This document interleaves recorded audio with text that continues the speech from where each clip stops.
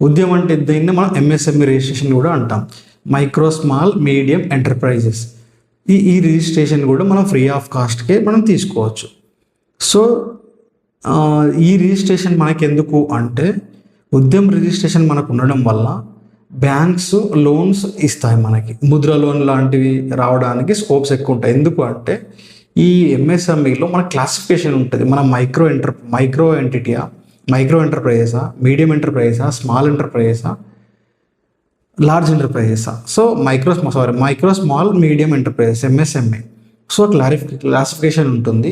దాని కూడా బ్యాంక్స్ లోన్లు ఇస్తాయి, ముద్రా లోన్ లాంటివి, సబ్సిడీస్ వస్తాయి. మెయిన్గా ఏంటి అంటే ఇన్కమ్ ట్యాక్స్ డిపార్ట్మెంట్లో ఈ ఎంఎస్ఎంఈ రిజిస్ట్రేషన్ ఉన్న వాళ్ళకి సపోజ్ మీరు ఇప్పుడు శ్రీలక్ష్మి ట్రేడర్స్ అనే కంపెనీ ఉంది, వీళ్ళకి ఎంఎస్ఎంఈ రిజిస్ట్రేషన్ ఉన్నది. వీళ్ళు XYZ ప్రైవేట్ లిమిటెడ్కి సప్లై చేశారు మెటీరియల్.